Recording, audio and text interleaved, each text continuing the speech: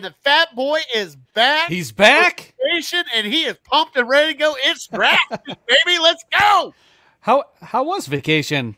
It was absolutely amazing. I love it. We went to Lake Gaston, Virginia, and we had a lake house down there. We reenacted grown-ups. It was absolutely amazing. We had such a blast. Food was phenomenal. We'll talk about food later. But we're here in Cleveland for the 2021 draft, which starts Thursday night live. I can't wait. I can't wait. I'm pumped. I am so pumped right now. This might be extra energy from the vacation, but let's go. Come on. The draft's in Cleveland. Let's show off Cleveland, baby. North Shore. Let's do it. Let's do it. Everybody's going to see what Cleveland is about. So I forgot to do this. I am that fat guy, Jared Fatty Bates, and he is Craig Fountain. So let's get into the draft special for the Browns table. Click, comment, come in, join us. Tell us who you want the Browns to pick at 26, or get bold with it. Trade up, trade down. Tell us what you want. Absolutely. I think we have a little bit of catching up to do before we get into that. So while we're doing some catching up, leave your comments with your draft picks. And just so you guys know, anybody can chime in at any time. Comment on the live show. We can pull it up just like we pulled up Justin's comment here. We can address it. There is a link in the comments to join the show. Every week, too. I should have got my big hat out. Oh, man. The horse people get wild. I know they do. I've been on the infield before. It's crazy. So there's been some crazy things that have happened since the last episode. So we'll just briefly catch up on those things. Since we last had a live episode, Clowney has since signed with the Browns. Richardson has been cut. Just a snap reaction to the Clowney signing? Good, bad, indifferent? I mean, it's a 1-year deal, right? Yes. Okay. 1 year up to 10 mil. 1 year up to 10 mil. And why not? Like we talked about before on the last episode, it's a why not situation with the Clowney. So I'm okay with it. The Richardson release, though, kind of shocked me. I know Richardson was getting paid a lot of money. Hopefully they can negotiate and try to get him re-signed. And I hope that happens because he actually played outstanding for us last year. Absolutely. And this quote from Andrew Berry kind of, echoes that. He said it was a cap-related move from our perspective, but obviously Sheldon did a lot of good things for us. He's a good guy, a good player. These decisions are always very difficult, and that's absolutely that. I mean, that's an understatement. I mean, he has been solid for us. He went on to say, like, we could get him to come back if the situation's right. He said he's a productive member of our team, big part of our success last year. If that ends up being the right fit, meaning if he's the right price, that alignment is certainly something we would welcome. So definitely a salary cap move. Sean, what's up, fatty? Thank you, Papa V, for the birthday shout out. I appreciate it, brother. All right. That's my sister's first husband, by the way. Okay. Just so that everybody knows. One of three. Okay. So first, and she's on her third now. That was kind of a rude question. I just no. You're fine. She was really young. They were both really young. They were like 20 years old. It's okay. All Eyes on Cleveland podcast. That would be nice. It would certainly be awesome if we could get Richardson back in the building. And tell Brad I do not have Fireball tonight, but I have some Cleveland Underground and some Red Stag. But after you put out the clip of me shooting whiskey, the wifey kind of she pulled the reins on the fat guy. Said, hey, this is like a kid's party. You can't drink at it. So, also, Brad Ward with All Eyes on Cleveland. Brad, I saw your new intro. I'm digging it. You guys go check out the All Eyes on Cleveland podcast. He's got intro? He's got a new intro. Oh, damn. I missed it. All right. Oh, no. Here, fine. That's not my 40 cup. There's West Virginia wine in this cup. Cheers, Brad. West Virginia wine. We do normally kick off with a what are you drinking? I've got the Hell or High Watermelon, great summer beer, seasonal release, 21st Amendment Brewery, and Fatty's got a little bullet bourbon here. So we'll just keep it on the down low this time. Maybe we won't clip out the Fatty chugging whiskey and posting it all over the place. The wife looked at me. She goes, "What kind of show are you doing?" I'm like, well, my bad. All right. He says, cheers. Okay. So other news to catch up on. Browns pick up the 5th-year option for both Mayfield and Ward. It's nice to get that out of the way before the draft goes down, the offseason goes down. We can quiet that talk down a little bit, not panic. They had to. They had to. Ward, he's a OSU boy, but he's injured a lot. But when he actually does play, he is a true shutdown corner. Nobody throws towards him. Absolutely. And Jarvis gave him some props. I sent you that link. There's a cool YouTube podcast done by some former NFL players called I Am Athlete. Jarvis was on with Stephon Diggs. I think it came out yesterday. And they asked him who the top corners in the league were. And he put Ward in the Jalen Ramsey, Xavier Howard, Stephon Gilmore discussion. They gave him a little flack for it. And he said, no, Ward's the real deal. So he's quick. And that's what people don't realize, because when he's on the field, that's the thing. He has got to be on the field for now 17 games. So, but no, he's the true thing. Like, I was so excited when they drafted him. Who makes the biggest mistake on the lake? From Ed in Columbus. Jets with Wilson or 49ers, Jones, Lance. Field. Okay, so let me just start with this. I have Fields mocked to San Francisco. I don't care what the reports say. I don't trust anything Shanahan says in public. He is covert. If he says he's interested in somebody, it's a Kansas City shuffle. Everybody looks left, you go right. Like we did with the Baker. Everybody thought it was going to be Josh Allen or Sam 100%. And guess what? Baker comes right off the board. So it is what it is. You know something? I think the biggest mistake, and I can't wait to tell it because he's not on yet. Is he on yet? No, he's not on. We have BJ on, though. BJ, what's happening? What's going on, BJ? Working. back doing shifts and going live. Hopefully he doesn't get a call here anytime in the next few minutes. BJ, who makes the biggest mistake on the lake? Jets with Wilson or 49ers with Jones or Lance? Or are we just making assumptions with these picks? You know, I think it's got to be the Jets. I just think they have more of a track record of fucking shit up. Fair enough. I don't care who. Touche. We've lived it, right? Right. Oh, yeah. Like, so, I mean, it's not me knocking them. It's just, I feel for it. Like, you're going to mess it up. All right. So, Ed, if you wouldn't mind, comment or come on the show, let us know what you think. There's a link in the comments if you want to join us via audio or video. Anybody can join. But I'm curious who you think will make the biggest mistake on the lake this weekend. Baker Mayfield, after this 5th-year option was picked up, they asked him, what he thought about it. And he said, I'm grateful they picked it up. We'll kind of put the extension on the back burner. I'm not worried about that right now. I think that's the perfect scenario. I don't know that this is real, like, newsworthy, so to speak, but I think it's worth mentioning that he's going to be in a solid frame of mind this year. He's got that extra security, but we're not worrying about the next contract. Is this the perfect scenario, Fatty? All right. Baker still got something to prove. He really does. I mean, we're finally getting Baker with a second coach and a second year with an offensive coordinator. So he's got something to prove, but I think the Browns, and being as smart as they are, have got to lock him up this year, because if they don't, and he goes out and balls out like he did last year, that price tag gets a little higher. Absolutely. And, it's rising so fast year after year.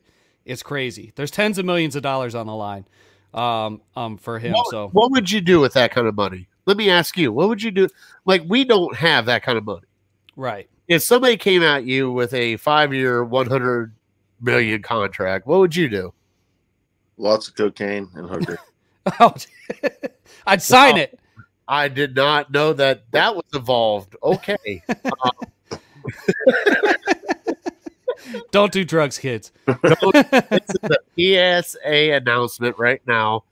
Don't do what BJ does. Oh, man. So, oh, man. Have a big old swan. Yeah. Just go with the swan and just go like this. A pink one, though, because if it's white, I won't be able to see the powder. Oh, jeez. Okay. Now moving on. Here we go. Woo! Moving on. Oh, man. Let's see what we got here. The 80s are okay. All right. So I see what our demographic is here. I'm starting to get a handle on our audience. 80s, a little bit liberal with the substances. Fair enough. Fair enough. Hey, there's nothing wrong with baking powder. No.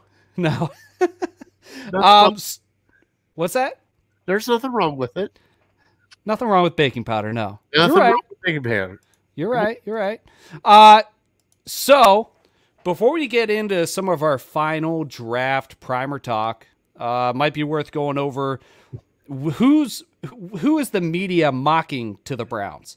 And I think that some of these are very interesting, and I think that they don't really line up with what maybe the Cleveland media thinks the Browns are going to do. I compiled some mock drafts from various people, Peter King, Mel Kiper, Todd McShay, things like that. I'm going to start them. I put the release date here when I list these picks. So I'm going to start with the oldest and work forward to the newest. Daniel Jeremiah, his mock draft was released on the 6th. He has the Browns selecting linebacker Jamin Davis. Smash or pass, Fatty? Pass. BJ? Pass. All right. So I think that the national media is really keyed in on us needing a linebacker. I don't know. I listened to an interview with Andrew Berry or Kevin Stefanski, and they asked him, do you think that the outside media really thinks that we need a linebacker more than we really do? Do we like our linebacking core better than everybody outside the building? And they definitely said that that's the case. I don't know if that's smoke and mirrors or what it is. All right, we have another guest joining us. Oh, who's joining? Is it Brad? It's Brad. Is it Brad? It's Brad. Hey, Brad, what's happening? Hey, Brad. Hey, guys. How we doing? Not too bad. Somebody says blow and Brad shows up. Am I putting the wrong pieces together here? What? We had some comments about some cocaine, and then you popped on. It was a joke. Oh, it was a joke. I'm late to the party. Yeah. So booger sugar. What are the other words for it? Booger sugar. I'm not sure. I'm not an avid. I'm not an avid cocaine user, or one at all for that matter. So, hey, I'm in the rule of you take half. If you feel okay, take half again.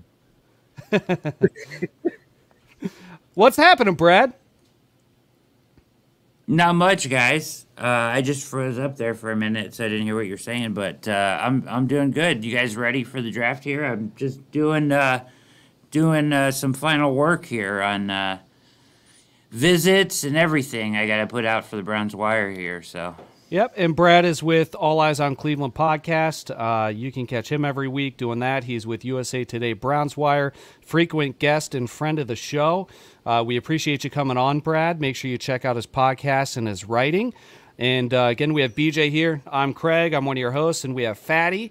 And Brad, we were just kind of going through and showing what some of the national media, some of these guys, these experts or analysts are mocking to us. Daniel Jeremiah has Jamin Davis going to us. Any thoughts on him? Yeah, so, I had last week I had smart people on my show. I had Charlie Campbell from Walter Football on, and then I had Tony Pauline on too. And, you know, trying to get a feel for this stuff, I feel like there's a disconnect between like the national media and what actually is going on in Berea a little bit. We're seeing so many of these linebackers mocked to the Browns now, and I just don't think that that's necessarily what they feel like they need in Berea. I could be wrong, but I just feel like the national like pundits look at the roster and they're like, oh, they need linebacker. Well, I don't really think that's what they think in Berea. I think there's a little bit of a disconnect there. So Craig, let me ask you this. So Brad, what do you think they need? Well, I know they need cornerback. They need cornerback. I think it's when people like, and I'm not like, okay, so like I listen to Browns Daily a lot, right? Like, and I'm sure everybody does, right? You know, I love those guys, right? But Bo Bishop is driving me insane with this, like, every day he says elite traits 50 times, and then he like says, he talks about how like they're gonna, they can take whoever they want in the first round or whatever, you know, and I know that's what Barry's gonna say and stuff, but they have a real need at cornerback. How can you not say they don't have a need at cornerback? You don't know what's gonna happen with Greedy Williams. Hill is gonna start in the slot. You have Denzel Ward, who hasn't shown the ability to play over 14 games in a season yet. Like, they need corner, and they need more than one corner. Like, you can't, the depth, what depth do they have right now? They have MJ Stewart.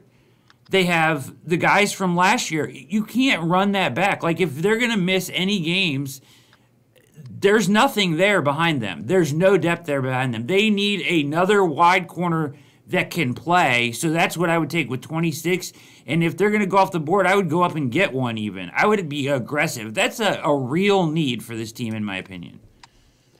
Okay, so Brad, with that, okay, yes, you're wanting to reach for a cornerback, but the way that the depth has gone, you can get a cornerback in the second round.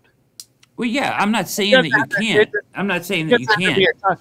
But I'm saying at 26, every team has a top 20 first-round grade on everybody. Sure. After that, it's like a flip a coin. But I have a feeling with what they've done this offseason, they can go wherever they want. And I know you say it's not for need. No. Whatever they want to do, they can actually do in the first round and shore up either A, defense or B, offense. It doesn't matter what they do in the first round. It's what they have to do in the second, third, and fourth that is going to shore up this defense. No, you're right. I'm not saying like, okay, it doesn't have to be at 26. Just preferably, if the guy was there at 26, I would go with your highest corner on the board. Now, if like Bateman's there or something like that, or something crazy like that, then you take like the best player available, right? Because you do have to think about wide receiver long term after this year. That's gonna be a real need after this year. Like, you know, like that room is not after 2021. There's a lot of question marks in that room, right? So you might as well start accumulating talent there too. So wide receiver is a real need in this draft. They have to draft a wide receiver in this draft, I think. With those top 4 picks, should be guys that can contribute this year or are part of a succession plan next year. You know, they have 4 picks in the first 2 days. Those guys should all be legit guys, in my opinion. All right. So, Craig? Yeah. Pull up Edmund Columbus, his last comment. Okay. To beat KC and Buffalo, we need a quarterback. We do not need a quarterback. We need somebody to set the edge. Well, I think you got that with Clowney. Exactly. And Ed, I am sorry, but you got Clowney now with tack. You got a speed rusher and a guy that can set the edge and is a true athlete who can actually cut down the edge. You do not need a quarterback. This is the first time in Cleveland Browns history that we don't need a quarterback, a wide receiver, a running back, offensive lineman. We can pick whoever we want, right? To a certain extent. I mean, at 26, yes, but in the first or the second round, I really think they have to address cornerback. I really do. What do you think about the reports about them trading up and getting the Notre Dame linebacker? So JOK and Jamin Davis, here's what I have heard, right? So Jamin Davis, I talked to Nick Shook and Tony Pauline and Charlie Campbell all told me that they're really high on this Davis kid, like really high. Like Nick Shook comped him to, what's his name from Indianapolis? Darius Leonard. Wow. Like, and I was like, holy crap, right? And then I asked some other people about him, and they're like, yeah, like his ceiling is through the roof. So this Davis kid, like, if they really fall in love with him and really think he's a special player, I guess they could take him at 26. I think more likely if they were going to take a linebacker, it would be JOK from Notre Dame because you can look at him kind of like a safety / linebacker. He's not really. He's multi-positional, right? He played over 100 snaps in the slot. Like he can do all kinds of things for you. He's what Jabril should have been for us. Is what you're saying? Yeah. He's very versatile. So you don't really look at him. You can't put him in that linebacker box, right? Like he's just a good football player. So, like, I don't think that he is necessarily, your normal linebacker. I think he's special, too. But they have to really think a guy's special to take a linebacker at 26. I don't think they'll do it.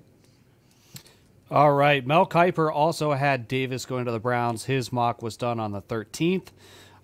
He also did a joint mock with Todd McShay after the Kansas City-Orlando Brown trade with Baltimore. They went back and forth picking, and they ended up with Kwity Paye going to the Browns at number 26. That was done on 4/20. Thoughts on Paye, Brad? That'd be amazing. I mean, if I don't think there's any chance he's there at 26. Same.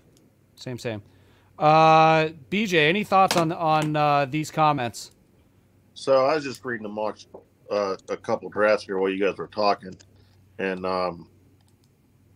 it's weird because I kind of got sidetracked. I was reading this article about Andrew Berry wanting completely different plans, like have some people restructure some deals here. But what was I seeing? I was just seeing somebody, Kelvin, the second round from LSU. That sound right? That sound familiar?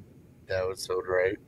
Mm-hmm. I've seen his name pop up a couple times here in cornerback, and then every other draft I see is a linebacker. But Brad, I want to go back to you. You talked about the Browns need a wide receiver in this draft. I'm not saying you're wrong, but why do you think that? Because OBJ and Landry make up $30 million of cap space. And OBJ has an out after this year. There's no more guaranteed money on his contract. Landry's contract is over, so they need to. I mean, his guaranteed money is out, and Higgins is on a 1-year deal. Those are all. Not one of their 3 best wide receivers is guaranteed to be here next year. Yeah, I agree with that. One of the mock drafts I just seen, and it was earlier. I was looking at it. Had him actually taking receiver in the first round. Yeah. I think for that it would have to take somebody special to still be there. For them to do it. I think if Bateman was there, they would take him for sure. He's off the charts, right? Yeah, everybody's loving Bateman and Maria, right? So I did, a couple mocks here today, just goofing around. So I think a guy that they had in for a visit, who is people are really high on, that they could get in the second round, or maybe even move up to get in the second round, is that Elijah Moore kid, wide receiver. He'll go in the second round, and he's special. I like him a lot. From Ole Miss, I think, right? So, Brad, can I ask a question? Yeah. What about Barmore, defensive tackle? I just don't know if we got a lot of young people, bud. We got a lot of young guys. Yeah. So I agree that they do have to address defensive tackle here, and it's a piss poor defensive tackle class. However, I kind of just there's going to be guys there. I think, I don't know. They've had a couple guys. Let me see who they have in for visits. They had Alan McNeil in from Mississippi State. He's a good player. Tyler Shelvin's a good player at LSU. I actually really think that they like the kid from Ohio State, too. He could actually fill a need, a defensive tackle in like the third round there. I can't say his last name. It's like Tofa Fi or something. I don't know. Something crazy. It's Tommy T. Tommy T. Yeah. Tufui Tofaya. Yeah. Yeah, we're horrible. Like we don't. Yeah. But then you got to look at like guys like Joe Tryon and Cameron Sample are guys that are on the edge, but also can play inside as well. They plan on moving Clowney inside and outside. You got Malik Jackson, who I think is a really underrated signing. He played really well, good football last year. He can still do a good job on the interior defensive line. It's a need. They need to add a player, but I don't think it's a massive need. Oh, we got 5 now. Who's coming in? We've got French here. He's breaking up. I'm not sure if we're going to be able to hear him. French. Can you hear us, French? Is that your brother? It is. That is his brother from another. The other Ginger? The other Ginger from Ginger's Talk Football right here. Yep. He's the better looking, more in shape one. I can't wait to bust his balls. 2 gingers in one place at one time. I know.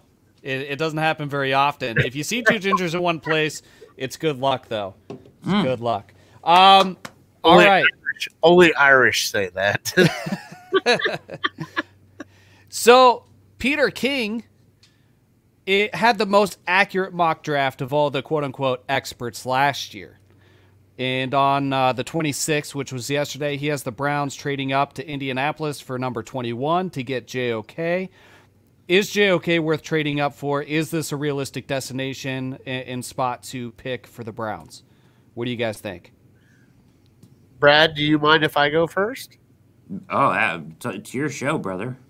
So with JOK, this trade up, all you're giving is the other third round, right? So that's kind of like how the booklet shows out. So you're either giving up 89 or 91, right? To get JOK. At that point in time, he is a smaller, speedy linebacker like Jalen Phillips, correct? Yeah. I mean, he's a good athlete, yeah. But you have your thumper in Walker. Walker and Taki, yeah. So you have those 2 guys. I think this is the guy that would be the perfect fit for the Browns because, like you said, he could cover the slot, he could go over top the center, and he could cause disruption. And he could cover the tight end. And guess what kills the Cleveland Browns? Mark Andrews in the tight end. No question. Yeah. Did you guys hear Joe Wood's interview talking about the dime packages he wants to run? He wants to run three safeties, 3 DBs, like 70% of the time, it sounds like. And he said that they got to run it 16% of the time last year because they just didn't have the personnel, right? Delpit got hurt and everything. Well, now that you have Johnson and Harrison and Delpit back, and I think they'll take a safety in the draft too, to add to that room. I don't think that Redwine is long for the roster, to be honest. But I just think that they'll have 3 safeties on the field a lot, and more than likely they'll have probably like 2 linebackers, 1 linebacker on the field a lot of times, right? So I just think that adding more secondary pieces is a must, and but JOK would kind of count that way. So yeah. All right, so we got French here. I think the connection stabilized. He's still recovering from BJ at the bar on Friday night when he came up to visit me. We put him through the ringer at the bar. How you feeling, French? It took me a day to recover. Yeah, I think you still might be recovering a little bit. A little bit. Fatty, yeah. Fatty wanted to talk to you, so I made sure to arrange for you to come on the show. French is the co-host of the Gingers Talk Football podcast, along with myself. We cover the entire NFL. Fatty, French Good is... to meet you, French. Good to meet you, sir. Nice to meet you. BJ, good to see you again. Hope you're doing well. He lost to me in arm wrestling, so he knows it. Oh, shit. Here we go. And by the way, Kyle Trask in the first round. Are you serious? Yes, No. he's going first round. He's going first round. He is not going Man. first round. Like, okay, there's top tier two quarterbacks. Okay, you got Mon, Davis Mills, Kyle Trask. Kyle Trask is the most pro-ready quarterback that's going into the draft. I'm pretty sure he's going first round. Okay, he delivered Kyle Pitts the ball when he needs to. So I'm going with Kyle Trask first round. I put them 19 going to Washington, but is he going there? I don't know, but he's gonna go in the first round for sure. Craig's gonna be $50. Yeah, we ended up putting a wager on this. I think French is smoking crack and he needs his ginger card revoked. But Come on, Brad, back me up. Kyle Trask is like fourth round, right? I mean, I don't think he'll go in the first round, but somebody might reach for him in the second. I mean, I picked Washington because I look at these teams that have these 1-year deal quarterbacks and need to make a move for somebody. I mean, the Patriots could be something like that. The Washington football team would be something like that. Even the Buccaneers would be a bad choice. I mean, you can easily groom someone in Tom Brady for the next 2 to 3 years. It's legit the best offense they're going into, the best team, obviously. So why not groom one of those guys? I mean, it makes sense, but. I hear you. I just think that you know it's a reach in the first. I think they can satisfy that in the second round or beyond. The Packers took Jordan Love last year at number 26. Was Jordan Love a first rounder? No, but the Packers saw something in him. Yeah. We still don't know what. I think Kellen Mond is a good quarterback too. I think he'll go. Somebody will reach for him too. He's got a lot of talent. Okay, while we have all of you guys on, I want to ask a question. I want to get your opinions on something. I'm going to start with you, French. Okay. French, who is going to be the biggest bust in this draft? I'll let you go first. The biggest bust. Are we kind of doing like first rounders, kind of? Oh, no. Yeah. The whole draft. Anybody? The whole draft? Anybody in the whole draft. Zach Wilson. Zach Wilson. All right. Yes, I like Zach Wilson. I'm a fan. Brad Ward, who do you have as the biggest draft bust risk in this draft? I think that Jalen Phillips is going to be a bust. His injury, I wouldn't touch him with a 10-foot pole with his injury history. He had so many concussions. I mean, if he gets hit once in the head, he's done. This is NFL football. It's crazy. Absolutely. BJ, do you have an opinion on this? It's either going to be Fields or Lawrence. It's always. Okay. Fatty. Okay. Fatty. Do we go now? Yeah, I do.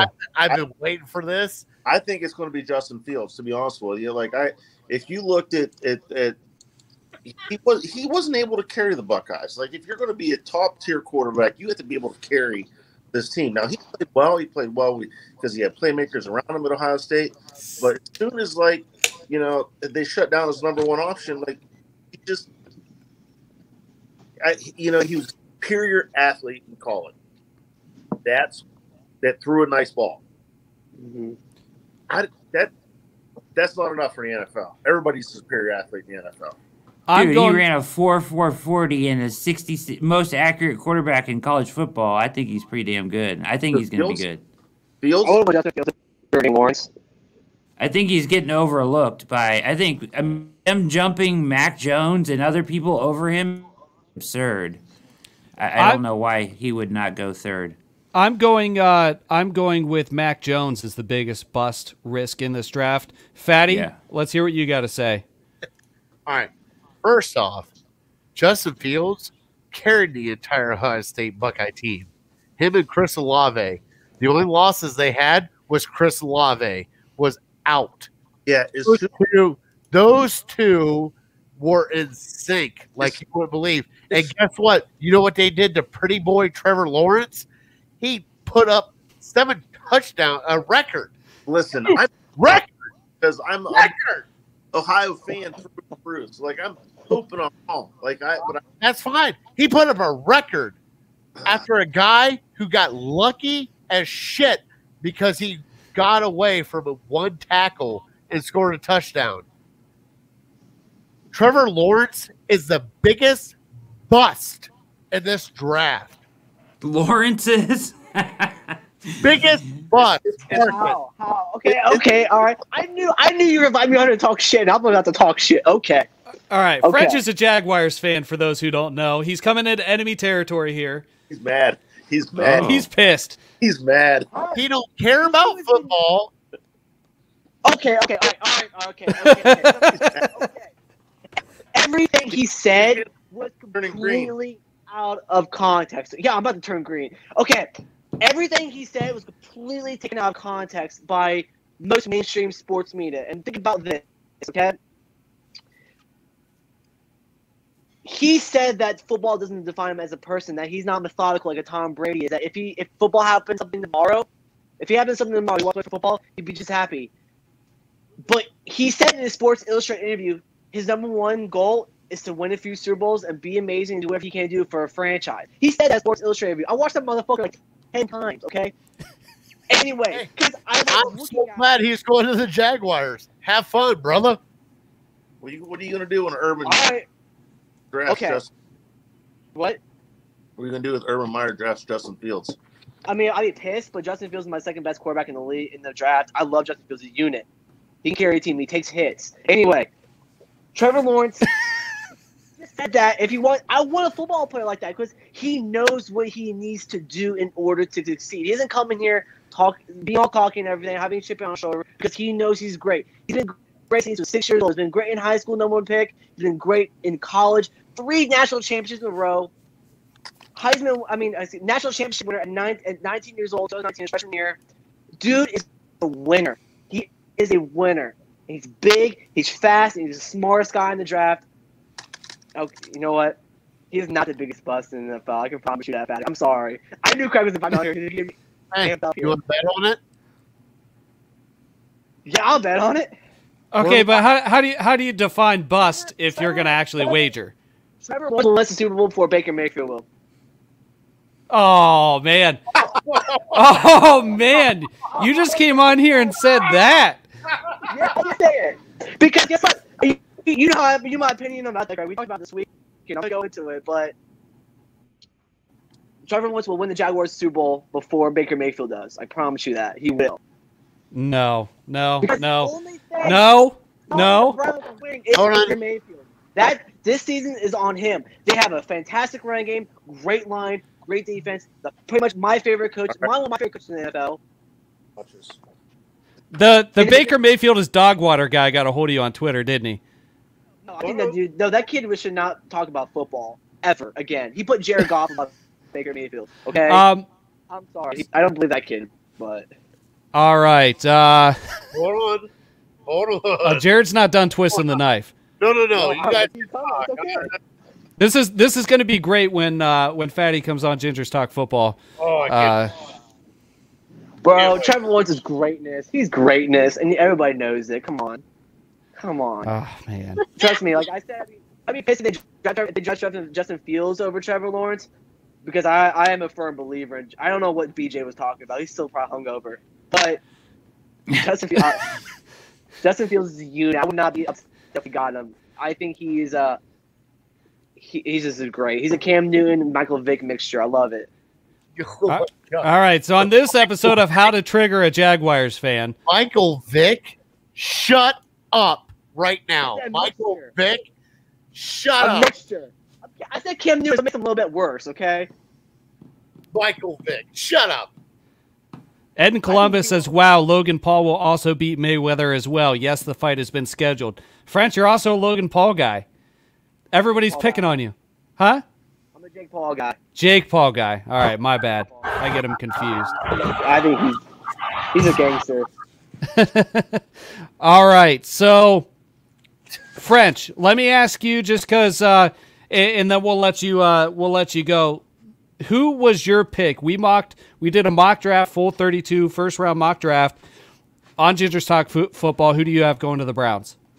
I have Caleb Farley slipping to the Browns.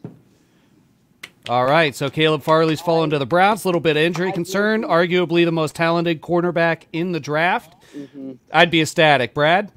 I love it. I mocked him there twice on live mocks last week. So for whatever reason, in all these simulators, they have him falling to 26. So if he's there, I would take him.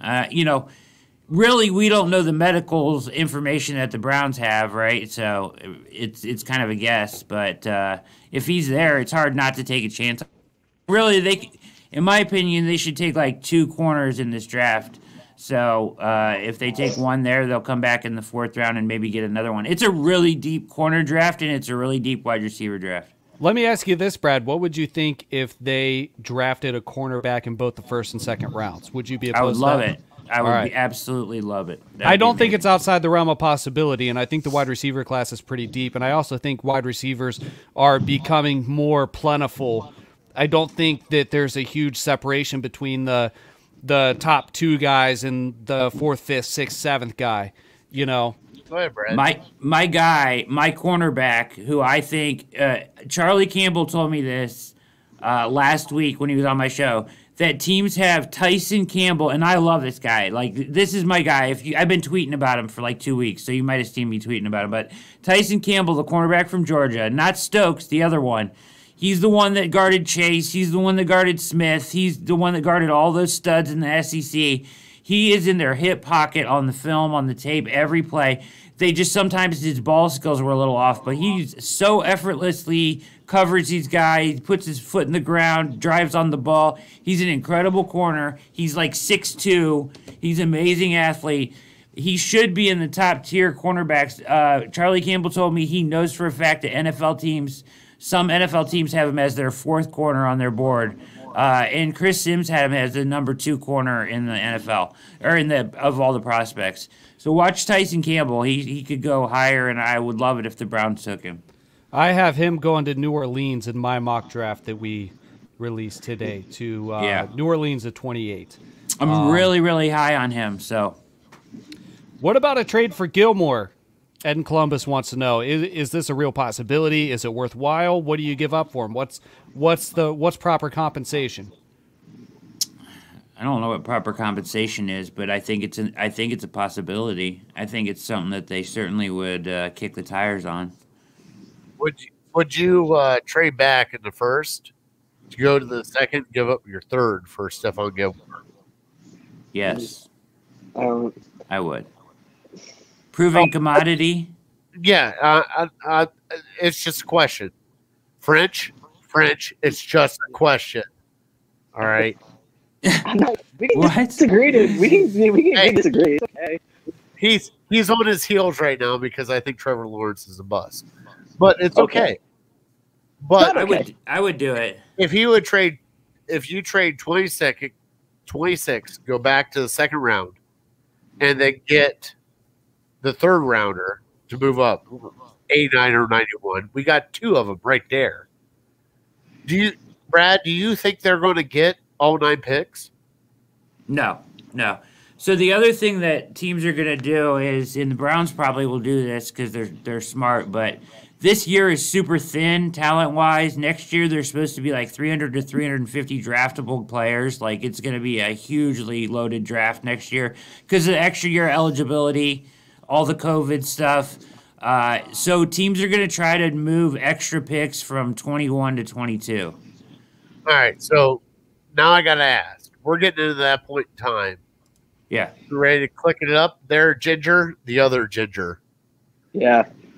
What's your bold predict?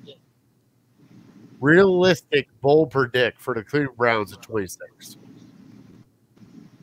You talking to me or Craig? I'm asking Brad. You're asking me. Yes. Oh, I think Ginger. My bold prediction? Yes. Oh man, I really think that What's a bold predict? I don't know what that. Okay. Obviously, they're not getting Trevor Lawrence. Like a realistic bold prediction. I mean, I think that they will take. If Ojulari's there, I think they'll take him. If Newsom's there, I think they'll take him. Okay. And my favorite pick would be Campbell. I want him to take. If Campbell was there, I would want him to take him. So, what's your realistic pick at 26? I think those are all pretty realistic. Ojulari will probably be gone at this point. I think that people value him pretty high. Realistically, Newsom. Okay. So you think they're going to go quarterback in the first round? It depends on how the board falls. It's very possible that all those corners are gone. You know what I mean? God, I hope so, because I got a bet with Always Positive Jay, and yeah, we have a bet going, and I cannot let him win that bet. I picked Barmore. You have Barmore at 26? Barmore at 26. Tackle. I pick a defensive tackle. I like that pick, though. It's a good pick. He'd be a solid interior lineman for the Browns. The only reason why is because they got rid of Richardson. They got young guys. I think Barmore would solidify the run stop in the inside. That's just me. I wouldn't hate it. I wouldn't hate it. I would not. I wouldn't really have a problem with it if they did. If he was there. Hey, it's not like it's the why can't I think of his name? The kid from Oregon. Penei Sewell. Huh? Who? Penei Sewell with the kid from Oregon? No. The one that we picked before, Danny Shelton. Oh, okay. Jump on the pile after the play's over, Danny Shelton. Exactly. That's where I was going at with. Yeah. You know, you guys are here. All right. So we have talked so much about the draft. All right. What? It should have been like 2 weeks ago. I know. Why not? I was on vacation. It's insane. Brad, I was on vacation. I was like, I was soaking up the sun in Virginia on a lake beach. I'm like, oh, this is so nice. And then I come back to this. Yeah. It's like, it's so long. Like the draft talk period is so long. Like 2 weeks ago, it started to get stupid. And now it's just beyond stupid, right? Like this week, it's just insane. And Fridge, I'm just busting your balls. I know. I was waiting for something. I actually wanted someone to debate me on that. You know, I'm not a huge fan of Trevor Lawrence. I think Justin Fields is better, but that's just me because I'm a Ohio State homer, and I'll admit that to the day I die. But what about Quiddy Pay? I don't think there's a chance in hell that he's there. You think top 15? Yeah. Probably. There he is. Where you keep going, guy? You know, his dog ate chocolate. He had to get it out of the mouth. His dog ate chocolate. Yep, that would be sassy. Dude, sassy. No, I'm having internet issues over here. Not sure what's going on. I already got Brad's bold predict. What is it? What'd I miss? I gave you like 3, so. Kyle Trask to Washington? Oh. No? Oh. I got to have one of those picks in there. That's my one. He had Greg Newsome. I don't think that's really bold. No, but this is like we wanted to do what we thought was a safe pick and a major pick. And like my major pick was trading up to 21 and get Jeremiah Usukusu or Komora or Usukusu. Jock. J-O-K. Jock. J-O-K. J-O-K. Jock. Osukusu. I haven't heard that one. Oh, it's a Wosu Koromoa, by the way. I was close. Not even. Not even in the ballpark. You should be happy right now because I already did a show before this, and I sort of got it right. Yes, you did. You got the O and the K. All right, so my safe pick, and this will blow your mind. I got Asante Samuel Jr. as a safe pick. I feel like that's a reach. In one? In one. That's a reach at 26, brother. Hey, I'm with Brad on this one. That is Big Bry. I go with my co-host, and that's what he wants at 26. So I go with that. Yeah. I don't know if I'd be happy with that. Really? Why? Because I don't think he's worth a first-round pick. Yeah, there's better cornerbacks there. What if all of them are off? If all of them are off, then trade back or take somebody else. But, like, you know, the sweet spot. If Caleb Farley gets picked up before 26, I really think Tyson Campbell will still be there. I can't imagine Tyson Campbell, like, being that high up. I think 26 is perfect for him if Farley does go above that. I don't think – I think some teams, like, you know, like what Charlie told me, that some teams have him fourth on their board as the fourth corner on their board, and other people have – I think that some teams probably don't have him till, like, you know, probably in the second round, like Asante Samuel. So he could go anywhere from the end of the first round to the second round. You know what I mean? So he could go his – I just think he's worth a first-round pick. So who knows what the Browns think, right? Who is the kid with the bad back? Farley. And you expect him to be in the first round? Yeah. I mean, he's really good, but he potentially could scare people off with his medicals. He's got top 10 talent. Yeah, but he's got a lot of medicals. I agree. For me, he's the best corner in the draft. So what we're doing is we're getting Greedy Williams again, is what you're saying. Yeah, I guess. And Newsom scares me too, but because he's been dinged too. Yeah. All right. My safe pick is Greg Newsom. As far as safe being realistic, that's who I realistically think the Browns will get. That's who I mocked. I think something kind of off the wall that's a little crazy but not too crazy is I think that a trade up for a guy like J.C. Horn in the teens could be interesting. The Browns have a lot of draft picks. They've got more picks than roster spots. You know, I think that if they're not packaging picks together to kind of hoard capital for next year, I think they move up and go get a guy like J.C. Horn. So I don't even know. Here's the thing. I don't even know if Greedy's going to be ready to play football. Do we? No, we don't. So you almost have to treat it like you have to go get a starter that can play wide corner. Like that's my concern. Why would you get an injury-prone corner? What?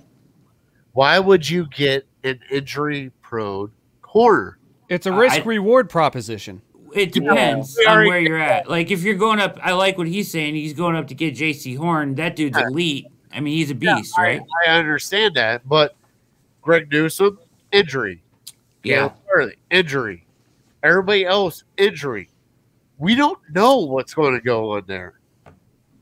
It's true. That's why I want to take two of them. That's why I go Barmore.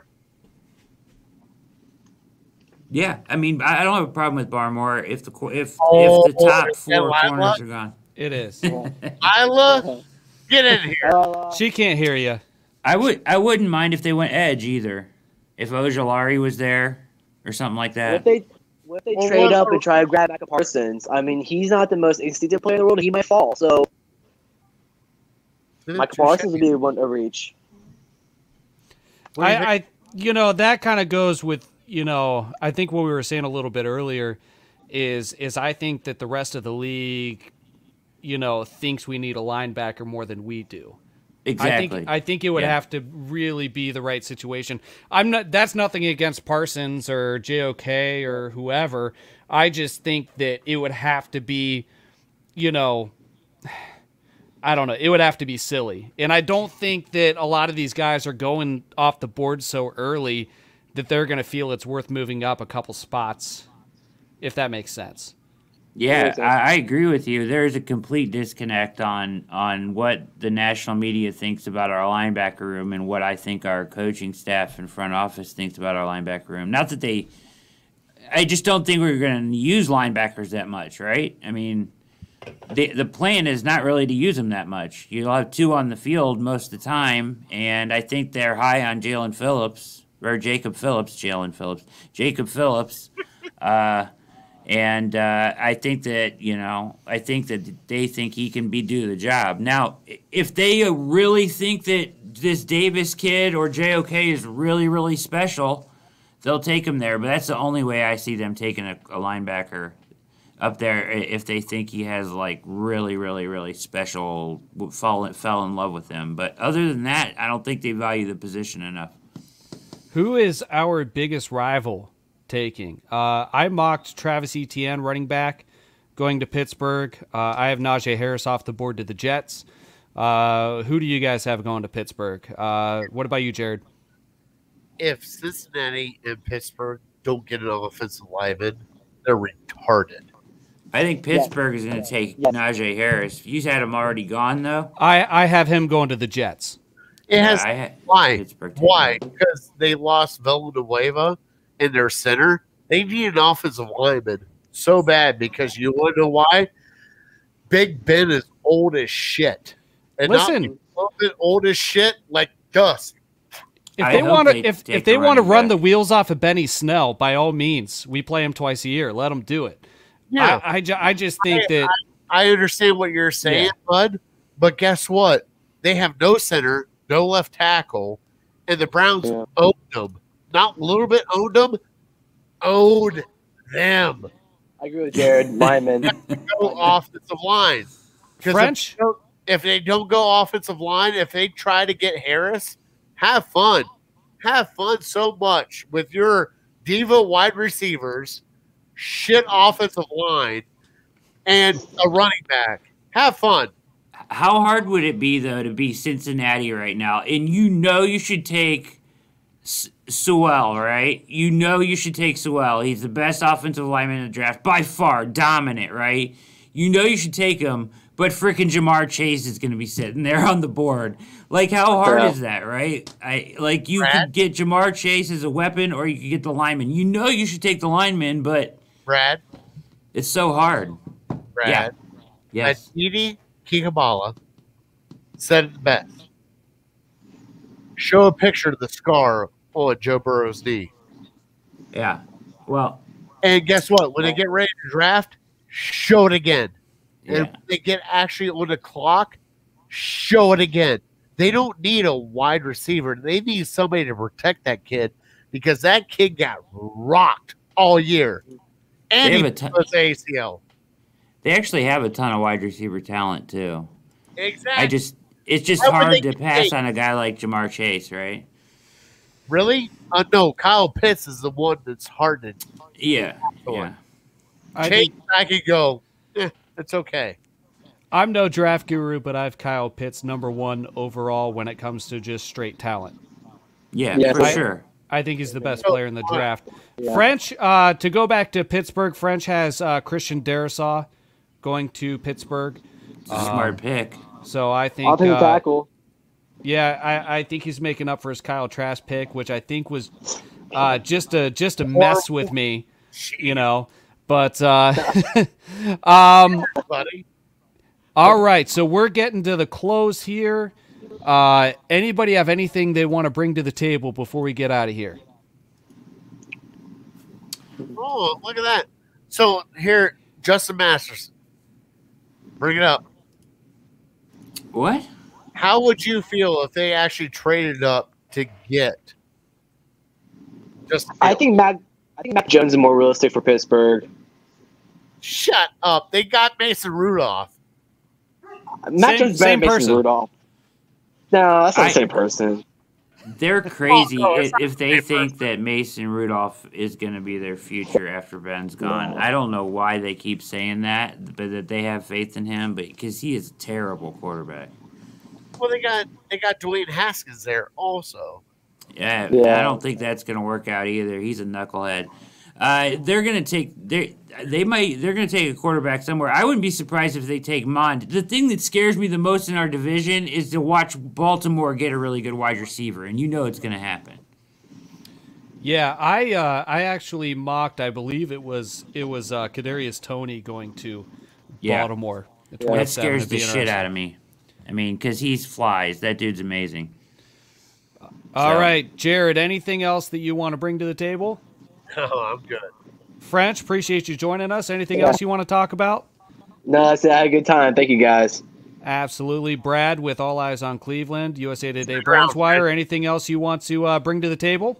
Yeah, just, remember, remember what he said, Andrew Berry said, right? He cut it down to 144 draftable guys from 1,100 guys, right? Down to 144 draftable guys.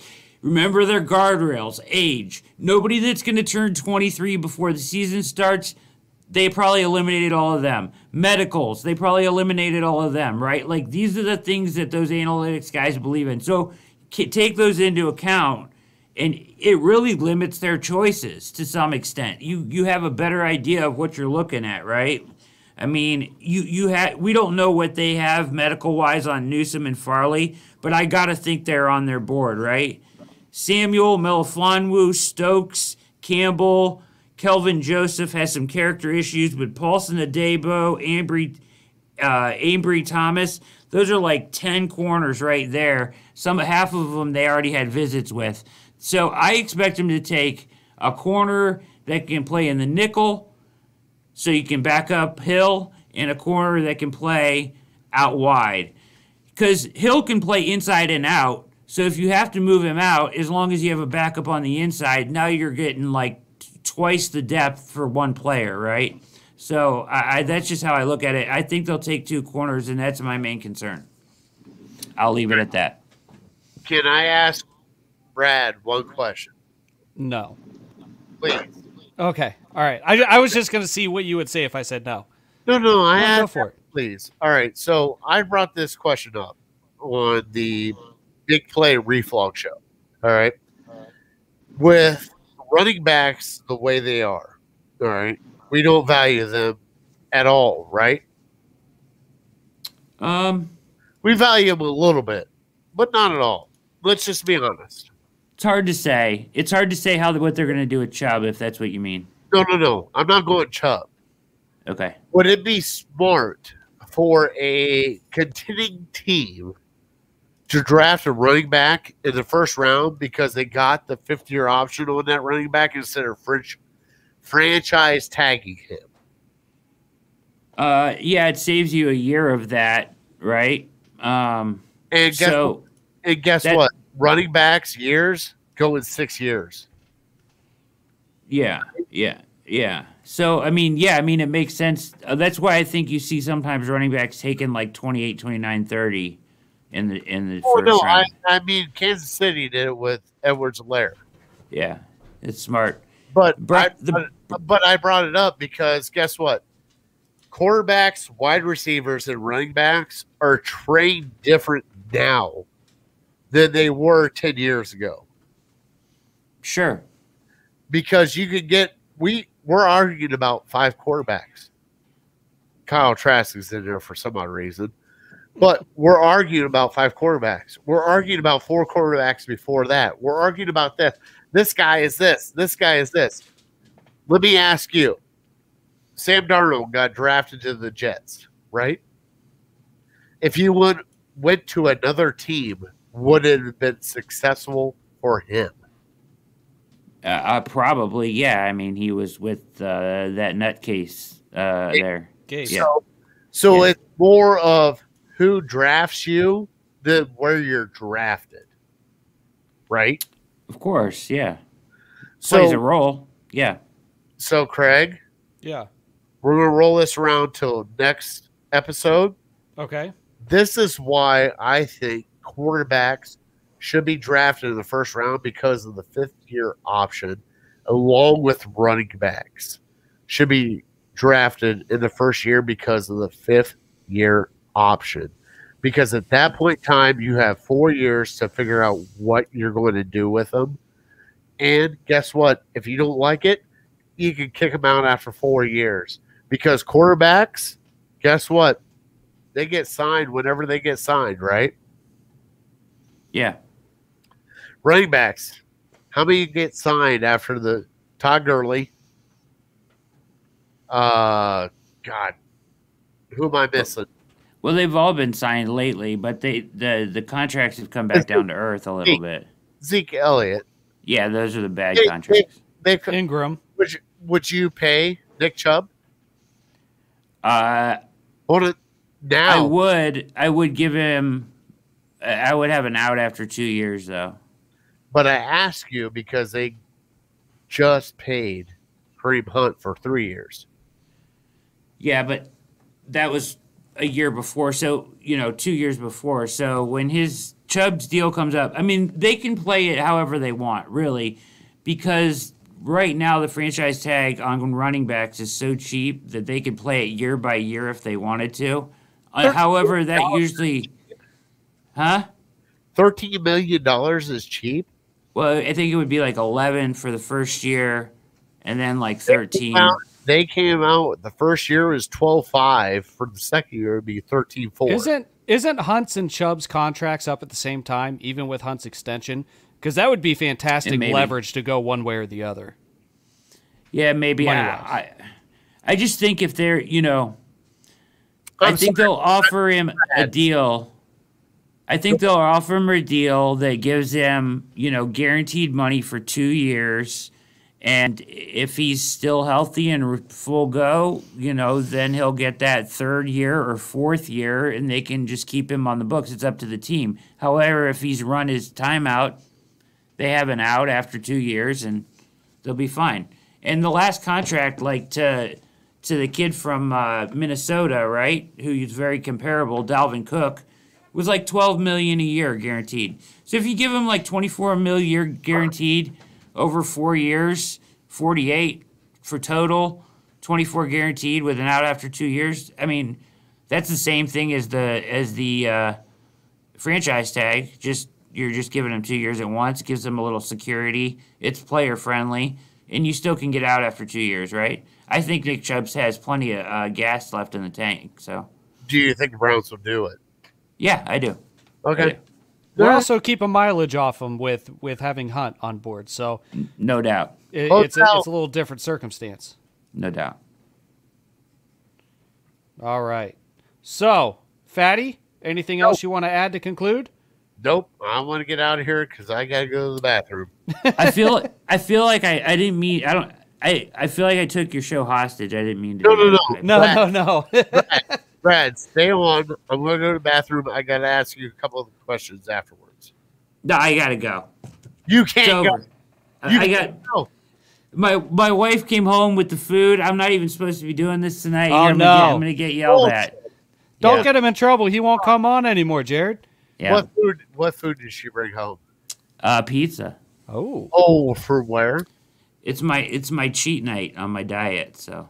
I understand that. From where? Because it's Rocco's Pizza. Rocco's Pizza. Do you know what Rocco's is?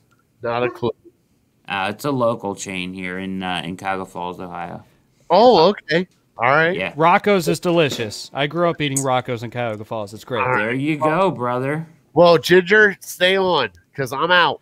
All right, will do for everybody that's watching. Thanks for listening. Thanks, Brad, for joining. Until next time, go Browns. Go Browns. Thanks, guys.